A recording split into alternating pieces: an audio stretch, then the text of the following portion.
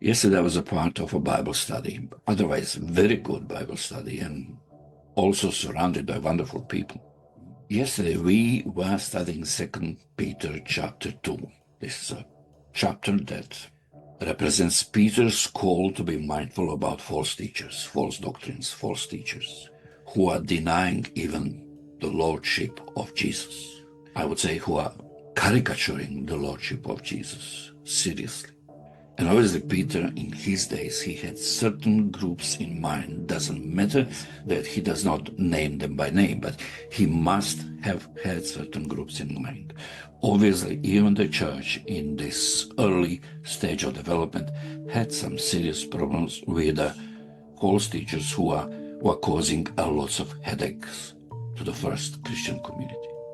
And so we are discussing yesterday, chapter 2, 2 Peter. The guiding question was, what are some of those teachings that we know today that exist, that are false teachings? And we were given an example, like on a spectrum of false teachings, on one hand, like Mormons, and on the other hand, more liberal spectrum, prosperity gospel churches. One particular one was mentioned. And what concerns me is that no one has identified or recognized that in between today we do have some serious false teachings that are even shaping the policies of this country at this moment, and this Agenda 25, or whatever the name of it is. And not only policies, but also the people who are surrounding the very president of this country, in the capacity of being his spiritual advisors, being his cabinet members, being the people who are producing, making, executing even some of the policies that are really, I don't even dare say to use the word evil, but they are. But who are very much bragging that they are Christians. So when you really look at it, the dominant force, spiritual force that surrounds the president, those people who are at this time running the machine of this country, are Christian leaders, representatives coming from the groups which are founded on false teachings and of the kind that actually are threatening not only this country, but also helping to create an international confusion. Those people who you see on the pictures surrounding, many pictures, the president, praying above him, over him, with the hands above, left and right, almost like as if they're experiencing the Pentecost again, are the people I'm talking about. They can be described today as Christian nationalists, whose underlining current theological is dominionism, believe that they are called to control the society in the name of the Lord. They are called to help Jesus to establish the kingdom of God. And there are two groups that are really standing out. One is New Apostolic Reformation, and the other one, and they're overlapping each other.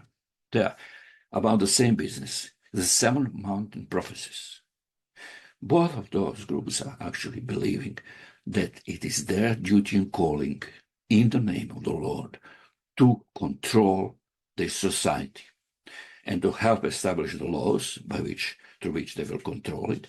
And they have to control it in whatever way it is possible.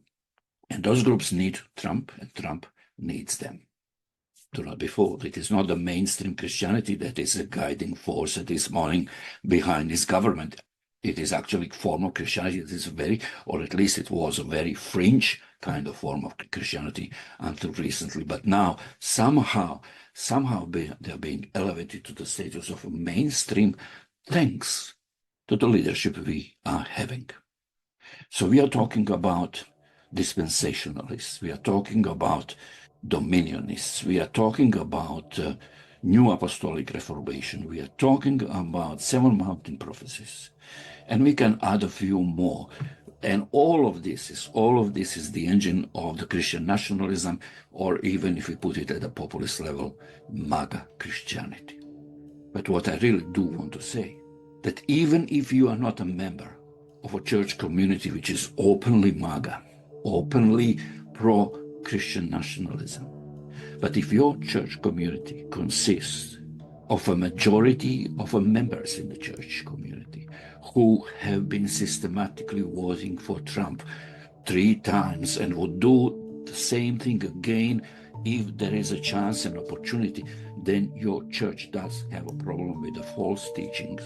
If not directly, if not being preached from the pulpit, but somehow subliminally, somehow then your church has accepted the false ideas of Jesus without maybe even knowing it. If you would know what is the spiritual force behind this current regime, and if you care about your faith in Jesus Christ, you would have never voted for Donald Trump.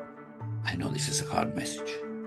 And this is why I found it a little bit hard yesterday that none mentioned any of those. And when I tried to present it, I had a feeling like everyone was looking at me with the body language saying, "What are you talking about? What are you talking about?" Yes, we have serious problems with the false teachings today. And they are not only present there where MAGA is very much alive, but if you have a church community in which most of the people are voting systematically one time after another for Donald Trump, then your church does have problem also with the false teaching in one form or another. If not officially, at the populist level, certainly. To the same concern that we can talk about false teachers inspired by 2 Peter chapter 2 and not even recognize for a moment that the real threat today are not Mormons, but that there is a much more serious problem underlining all of those, then we have a problem. We have a problem. We have a problem. So let's think about this. Let's think about this, my friends.